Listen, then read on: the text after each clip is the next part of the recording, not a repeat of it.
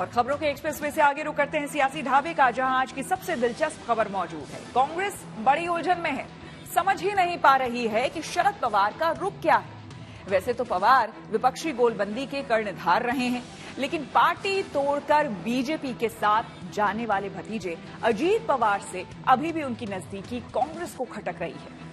कयास लगाए जा रहे हैं कि कहीं पवार भी पाला ना बदल लें।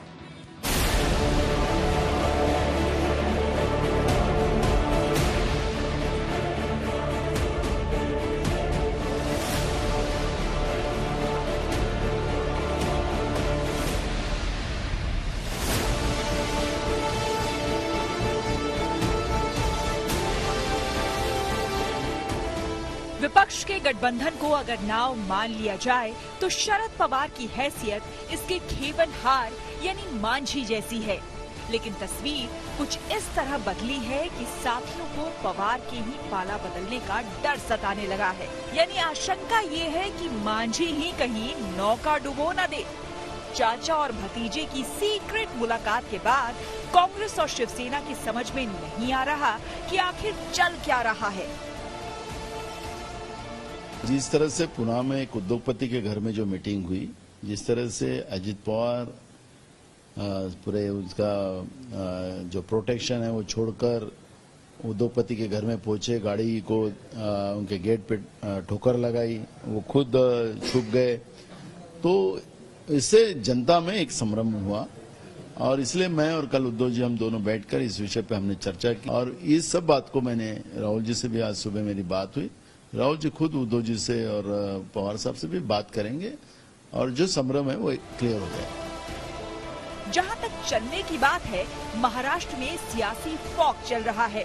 एक उद्योगपति के घर पर भतीजे अजीत पवार से मिलने के बाद भले ही शरद पवार उसे पारिवारिक मिलन बता रहे हों, लेकिन ये बात ना तो कांग्रेस के गले उतर रही है और ना ही शिवसेना के।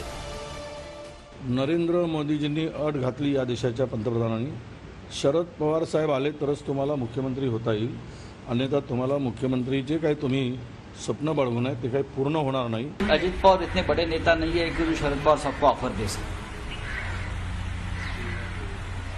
अजित पवार को पवार साहब ने बनाया है, पवार साहब को अजित पवार जी ने नहीं बनाया है। तो अजित पवार, हसन मुश्रीफ, जूनियर लोग हैं, पवार सबको ऑफर देंगे।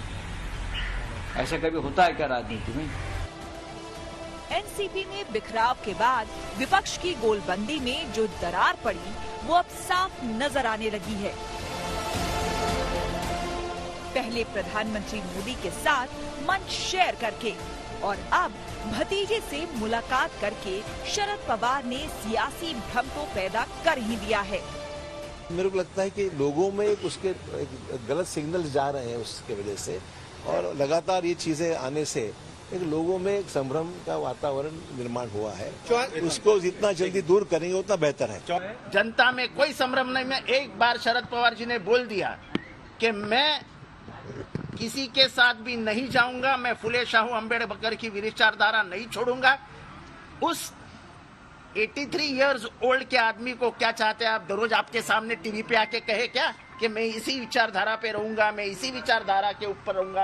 एक बार उन्होंने बोल दिया, बहुत हो गया। जिसको नहीं समझ में आता है वो उसके दिमाग का कांग्रेस के नेता ऐसे बयान क्यों दे रहे हैं? क्या जानबूझ के ऐसे बयान? वो कांग्रेस के लोगों से पूछिए, वो मुझे मत पूछिए।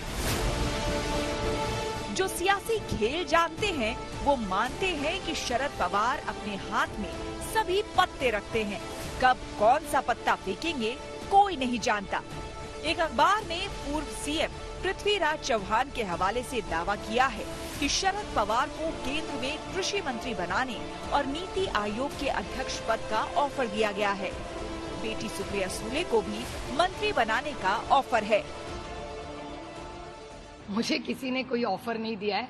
सिर्फ 15 अगस्त का एक बड़ा सेल चल रहा है बहुत जगह, तो इसलिए कुछ महंगाई इतनी बढ़ी है तो शक्कर, आटा कुछ सेल चल रहे हैं बहुत सारे ग्रोसरी स्टोर्स में, मैंने पेपर में पढ़ा।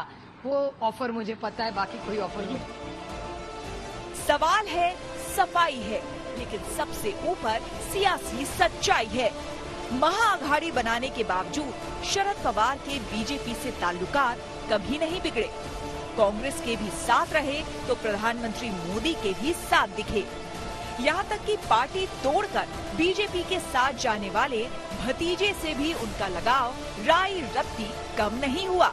तो क्या शरद पवार दोनों तरफ से खेलते हुए हवा का रुख भाप रहे हैं?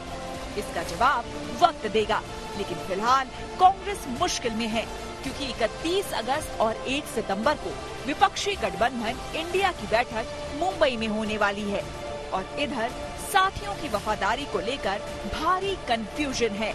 Bureau report, good news today.